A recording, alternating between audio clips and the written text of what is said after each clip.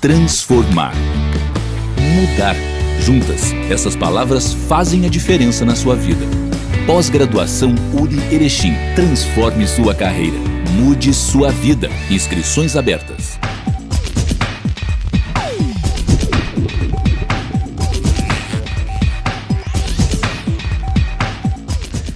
Olá, você sabia que pequenas mudanças de comportamento fazem uma diferença significativa na redução de impactos negativos no meio ambiente e na sua conta de luz? São em pequenas atitudes cotidianas que podemos contribuir ainda mais com a eficiência energética e com o meio ambiente. E quem está aqui para falar conosco hoje sobre este assunto é o professor Rafael Zanardo, do curso de Engenharia de Produção, que vem desenvolvendo suas pesquisas nesta área e trazendo resultados significativos. Bem-vindo, professor. Em primeiro lugar, justamente por ter estudos importantes e resultados, como surgiu o interesse por esta área, professor? Bom, cumprimento meus colegas aqui de bancada. O interesse pelo estudo, pela energia, surgiu a partir da minha vivência, começou lá na faculdade, na época de faculdade. Eu tinha alguns amigos que eram do curso de Engenharia Elétrica e esse curso sempre tive muito próximo desse pessoal. E a partir disso eu criei uma amizade, especialmente com alguns ali, e dessa amizade surgiu uma possibilidade de a gente ter um negócio, de ter uma empresa. E na época, quando surgiu essa possibilidade da empresa, eu não tinha o conhecimento óbvio que eu tenho hoje, mas eu sempre tive o interesse em ter.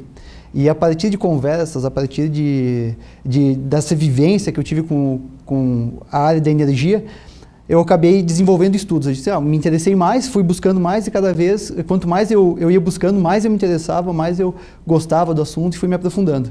Até que quando eu fui fazer o meu mestrado, surgiu a possibilidade de aliar as duas coisas. Aí foi ali que surgiu o estudo que, graças a Deus, tem dado uma boa visibilidade aí para a questão da energia. Professor, esse seu interesse pela área, esse desenvolvimento e principalmente ser um empreendedor na área da energia, vamos supor, ele enriquece ainda mais os conhecimentos que o senhor leva também para a sala de aula, para os alunos. Então, de certa forma, vivendo na prática e trazendo as experiências acadêmicas, com certeza engrandece o aprendizado dos alunos. Com certeza. Até é importante ressaltar que eu sou engenheiro mecânico de formação, mas fui fazer o meu mestrado na área de engenharia de produção. Aí muita gente me questiona, o que a energia tem a ver com engenharia de produção? Eu acho que, inclusive eu coloco isso em sala de aula para os alunos, que hoje não existe mais aquele profissional que vai ser formado por competência. Ele vai saber fazer uma coisa só. Ele tem que saber se moldar ao mercado, se delinear conforme vai as necessidades das empresas, as necessidades do mercado. Então, quando eu fui fazer a engenharia de produção, o meu mestrado, eu queria trabalhar com avaliação de desempenho, com análise de competitividade. E nessa análise da competitividade das empresas, custo está diretamente relacionado a isso. E hoje o Brasil, a gente tem uma indústria que ela é um tanto quanto tem déficit de competitividade no exterior. E, inclusive, tem muito setor da nossa economia que acabou morrendo em função de falta de competitividade, porque a gente hoje tem um custo elevadíssimo para produzir e não consegue concorrer quando coloca esse produto no mercado internacional. Então, essa análise de custo, competitividade, foi me levando a isso. E aí, quando eu me deparei com os números do mercado energético, que é do setor de energia, ali tu vê que tem uma falta de competitividade absurda dentro do mercado. Em função disso também que o seu trabalho, a sua pesquisa foi reconhecida a nível nacional e internacional. Exatamente. A pesquisa em si, antes até para esclarecer o que realmente foi essa pesquisa, ela se trata de uma pesquisa que vai na área do desenvolvimento de indicadores. Como é que tu vai avaliar o desempenho de uma empresa com relação à utilização de recurso? Como é que ela utiliza esse recurso? Como é que é colocado? Como é que ela vê o que é prioritário, o que ela precisa, o que ela não precisa? Como é que ela enxerga isso? Então, quando eu fui fazer o meu mestrado, eu vi que as empresas elas têm uma falta de familiaridade com uma visão sistêmica. E aí, quando tu chega na questão da eficiência energética, que se trata da utilização do recurso energético, a energia tu não vê ela. Tu não enxerga ela. Então, quando a empresa ela vai se deparar, ela só sabe que existe uma conta e que essa conta está ali medido quanto ela gastou, mas ela não sabe como ela está gastando, de que forma ela está gastando, se aquilo que ela está pagando realmente ela deveria estar pagando, se tem outra possibilidade dela gastar menos. Então isso eu comecei a enxergar que existe um déficit até de informação. E aí o estudo foi delineado nessa vertente, que é fazer o quê? Que é trazer para as empresas uma avaliação do desempenho. Então isso está diretamente relacionado a indicadores que é muito utilizado pelo pessoal da administração. E aí na engenharia de produção a gente tinha o meu professor, inclusive o professor que trabalhava na área de pesquisa, ele trabalhava muito com modelagem numérica, análise estatística. Então, como eu já tinha uma familiaridade com isso, por ter feito toda a minha iniciação científica com ele, na hora que eu fui fazer o mestrado, eu já estava bem... não era nada novo. Então, eu consegui desenvolver algo já mais com familiaridade. E justamente isso, né, professor? Traz-se um problema gerencial das empresas e se leva na academia para desenvolver uma solução. E a gente tem muitos talentos nos bancos universitários que realmente podem trazer soluções inesperadas, adequadas e com resultados superiores para problemas como esse que o senhor percebeu. Inclusive, quando eu fiz a minha faculdade, foi feita numa universidade federal. E eu me lembro que tem uma discussão que até hoje ela perdura, que é quão distante o mercado está do mundo acadêmico. Esse distanciamento. Hoje eu não enxergo mais isso, inclusive porque eu estou parte do meu tempo na academia e parte do meu tempo eu estou no mercado empresarial, ali no mercado mesmo, vivendo o problema do dia a dia dos empresários. E hoje eu digo para vocês que hoje eu consigo enxergar quão importante é a academia e quão importante é a prática do mercado. As duas andando junto, os resultados são exponenciais. Então, não existe mais aquela coisa, você vai fazer só aquilo que compete à academia. Não, você vai fazer aquilo que é do mercado. Aí tem aquela discussão, a prática é diferente da teoria. Não. Isso não existe mais. Hoje, quanto maior for o teu volume de conhecimento e mais profundo ele for numa determinada área, maior vai ser a tua visão de como, quando tu chegar na prática, como resolver e como tu trazer soluções inovadoras. É isso que a gente fala muito sobre inovação, como trazer isso. Por isso que vocês trabalham também com os alunos, projetos, experiências, como foi o caso esse do automóvel, né? Que foi construído, né, digamos, entre aspas, que foi mostrado no sábado anterior aqui numa exposição de carros antigos e que foi mostrado também durante o Rally Internacional. Então, o carro a gente fala que é o Baja, né? O Baja, a gente está transformando o projeto do Baja em praticamente uma incubadora empresarial. Os alunos eles estão vivenciando como seria uma empresa. Então, o nosso produto final seria o carro e nisso os alunos da engenharia de produção, eles estão conseguindo vivenciar o dia a dia de uma empresa, porque eu tenho que ter contato com empresários. Os empresários são hoje os nossos patrocinadores, várias empresas da cidade já demonstraram interesse, já estamos fechando patrocínios, então os alunos estão tendo que ter essa vivência, as reuniões eles vão junto comigo muitas vezes para falar com os empresários e aí a gente consegue mostrar como é que é uma negociação. Aí quando tem que fazer uma compra de um equipamento, tu tem que pesquisar, tu tem que fazer toda aquela parte. Então a gente está fazendo um gerenciamento de empresa e graças a Deus a gente está conseguindo resultados muito importantes. Os alunos estão motivados, inclusive hoje a gente tem uma busca pelo projeto dentro da universidade bastante grande, inclusive com alunos hoje tendo que esperar para poder participar em função de a gente não conseguir absorver todos os alunos que têm interesse no projeto. Então é um projeto que para nós está sendo muito bom trabalhar, muito gostoso trabalhar. E é a partir de resultados como este que conquista-se reconhecimento expressivo. Como foi a sua pesquisa lá no mestrado, que agora ela está sendo desenvolvida também no doutorado? Essa pesquisa, ela foi reconhecida em um importante congresso aqui do Brasil e também no exterior. Então isso tudo é um reconhecimento de um trabalho que não é realizado só em 2 anos. É uma coisa que vem de muito mais tempo e que também isso pode ser aplicado agora para os alunos. Exato. Até a gente tem uma matéria na universidade que a gente trata com os alunos sobre como tu enxergar uma empresa na questão da visão sistêmica dela. Como tu vai avaliar para fazer investimento. Hoje o investimento tu não pega simplesmente ele na questão só do valor monetário, de quanto custa. Não, você tem uma série de requisitos que você precisa saber. E quanto maior for o teu número de informações sobre aquele problema, maior vai ser a tua forma de resolver. Eu falo isso por quê? Porque o estudo que foi reconhecido pela ABESCO, pela a Associação das Empresas de Conservação de Energia, foi reconhecido no Congresso Brasileiro de Eficiência Energética. A gente teve o reconhecimento de um melhor projeto de eficiência energética do ano de 2017. Por quê? Porque a gente traz para o empresário essa visão sistêmica. E é tão interessante porque antes de a gente receber o prêmio da ABESCO, a ACE, inclusive eu pesquisava muito sobre os informativos da Associação Americana para uma Economia de Energia. Eles hoje são uma referência no mundo na área de eficiência energética, porque os estudos deles têm alto impacto, eles direcionam as ações de países com relação às políticas de investimento em eficiência energética. E na época que eu estudava o mestrado, eu dizia assim, nossa, que interessante o cara ser pesquisador de um instituto desses.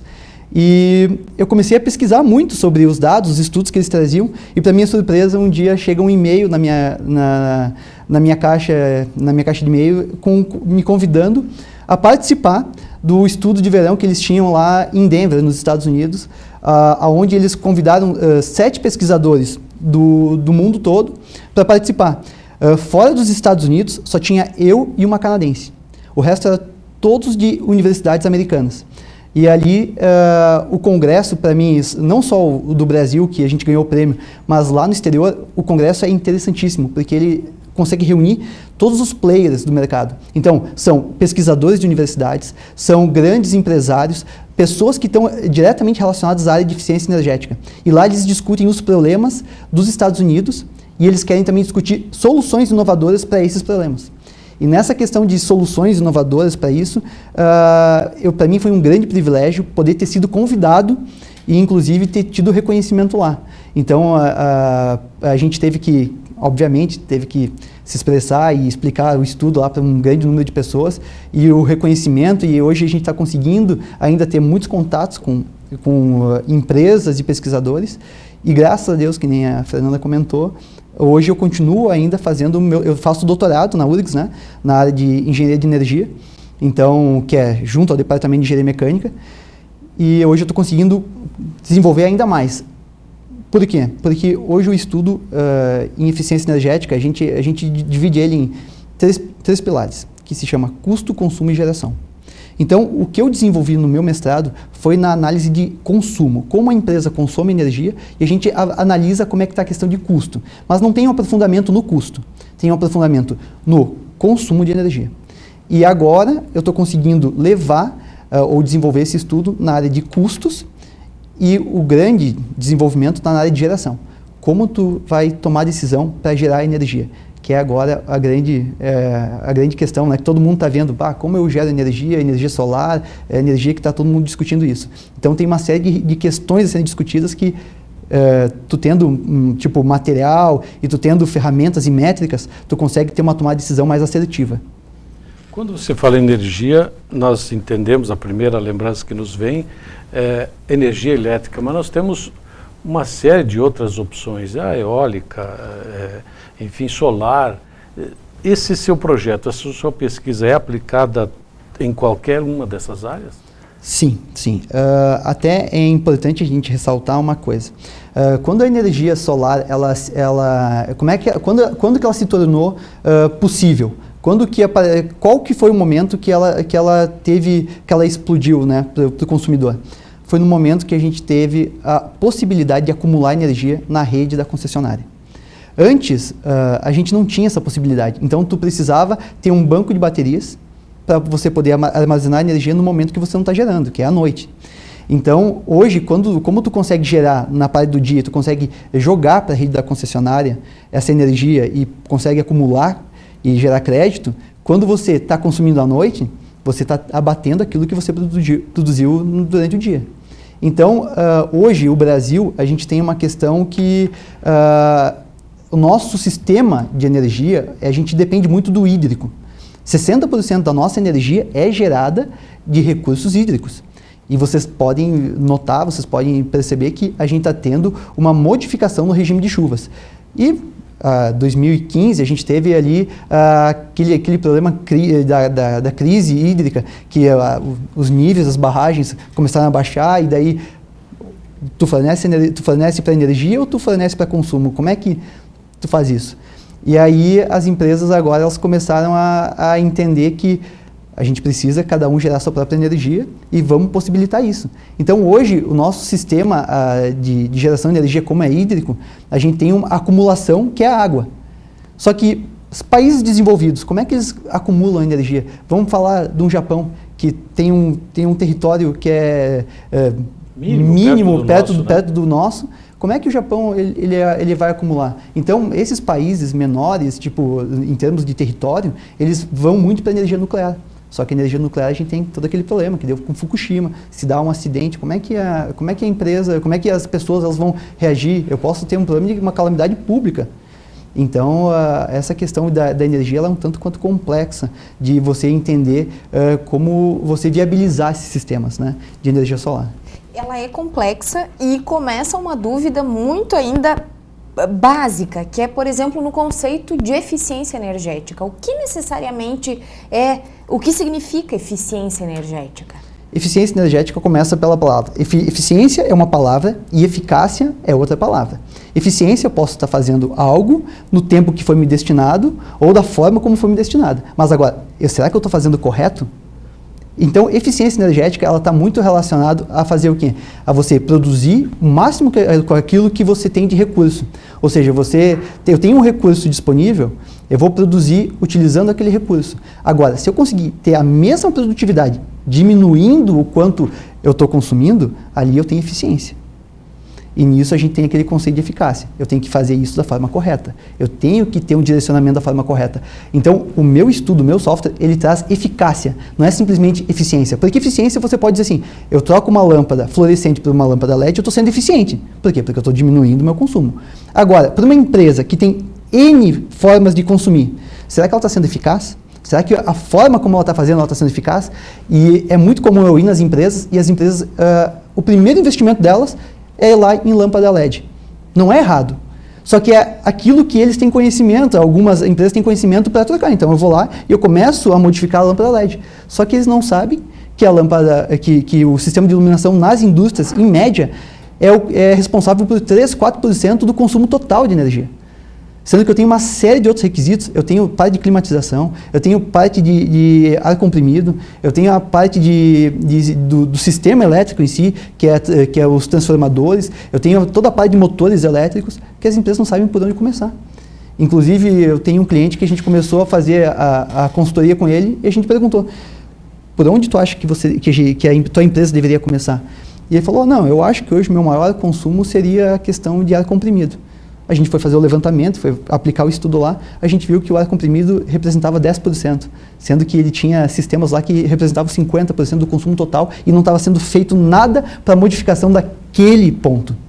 Então, o estudo ele traz uma visão para o empresário de dizer aonde você tem que investir e de que forma você tem que investir. Não basta apenas ser eficiente, você tem que ser eficaz, porque senão você vai fazer um baita investimento com retorno baixo e aí as empresas dizem, eficiência energética não vale a pena.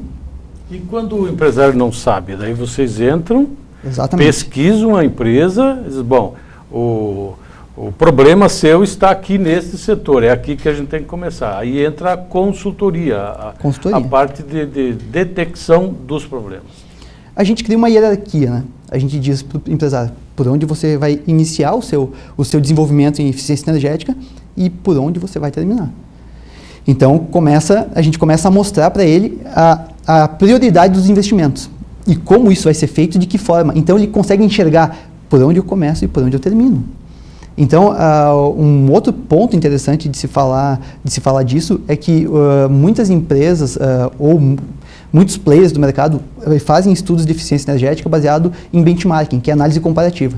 Eu pego uma empresa que está eficiente e eu comparo o consumo dela com o meu. Só que isso muitas vezes leva muito tempo para ser feito. Até você tornar uma empresa eficiente, tornar ela referência, jogar isso para dado estatístico. E com esse software que foi desenvolvido, e por isso da sua relevância, a gente consegue fazer isso em pouco tempo. E é tão importante para mim, um dado para falar para vocês, é que tá, você tem o reconhecimento do principal congresso em eficiência energética da sua área. Importantíssimo. Aí o exterior olha para o seu estudo e diz, é muito bom, vem aqui e nos apresenta. Aí agora, quando você vai e você coloca isso para a academia, para pessoas que são especializadas no assunto, e aí agora tem a publicação uma das principais revistas do mundo da área de energia, ela olha para o seu estudo e ela diz assim, isso aqui é muito importante, a gente vai publicar. Para mim foi um reconhecimento que fechou um ciclo. Agora eu tenho reconhecimento do mercado, eu tenho reconhecimento de associações e eu tenho um reconhecimento da academia, que para mim, que sou acadêmico, é muito importante.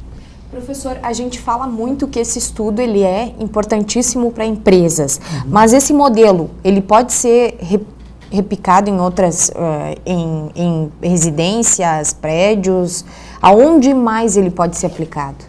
Ele, quando a ideia original dele era ser aplicado em indústria, né? Mas hoje a gente consegue aplicar ele, já foi aplicado inclusive em empresas, em prédios comerciais, com ótimos resultados. Então, a gente consegue, o residencial ele é um tanto quanto restrito. Não que a gente não poderia aplicar, mas ele é um tanto quanto restrito pelo consumo, a gente já entender mais ou menos como é que funciona. Agora, quanto maior forem os fatores que geram essa complexidade, melhor ainda é a aplicação do estudo. Então, para um prédio comercial, é excelente. Para um prédio industrial, melhor ainda. Então, quanto maior for a complexidade, melhor ele se encaixa. Por quê? Porque nessa complexidade a gente consegue resolver o problema dele. Mas a sua indicação é de que as residências também comecem a mudar essa ideia de que é preciso investir em energias alternativas, mesmo em obras, em prédios já existentes que não possuem nada disso.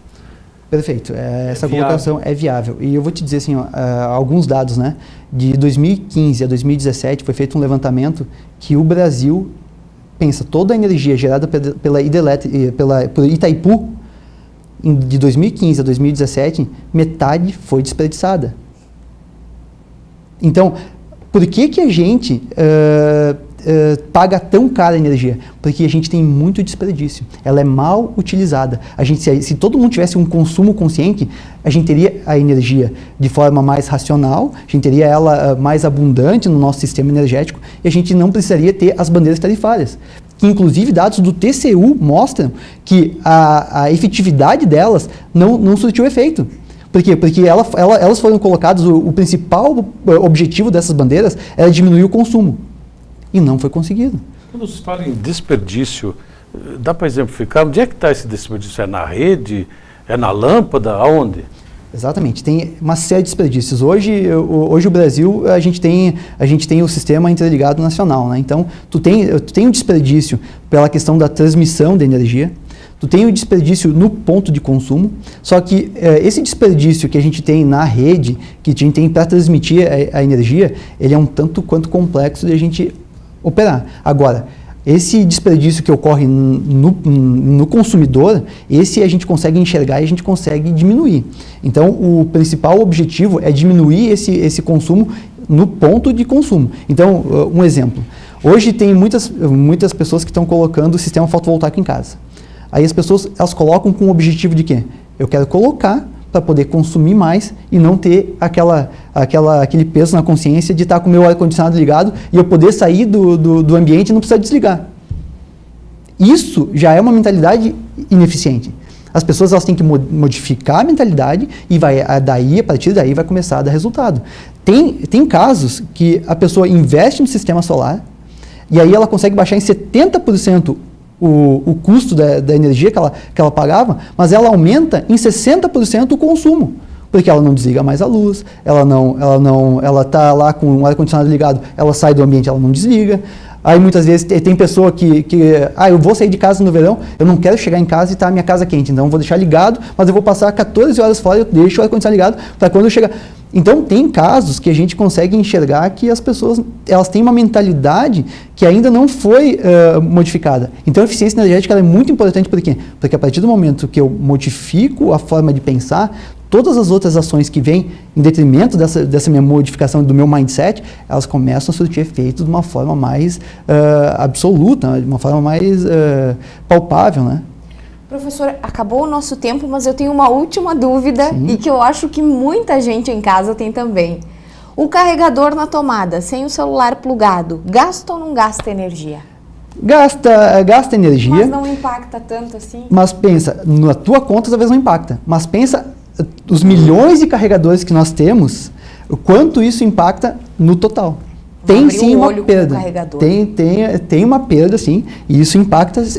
Então, a eficiência energética é cada um pensando, hoje, eu posso ter uma atitude eficiente. Se cada um tiver essa atitude eficiente, a gente vai diminuir muito os impactos que todo mundo sente. E aí a gente vai poder parar de ter que ficar tendo bandeira tarifária, sendo penalizado no bolso para poder modificar a forma como a gente age e como a gente olha a questão energética. Professor, baseado no programa de hoje, acredito que nós teremos outras pautas daqui para frente. Então fica o desafio, professor, para nós fazermos um programa especial apenas dando dicas de como economizar energia, com algum investimento, certamente, mas principalmente educacional. Está feito o desafio, professor? Ok, desafio aceito. Ok, obrigado, Fernando, obrigado, professor, obrigado mais uma vez aos nossos telespectadores pelo prestígio ao programa Expressão Universitária. Até a semana que vem.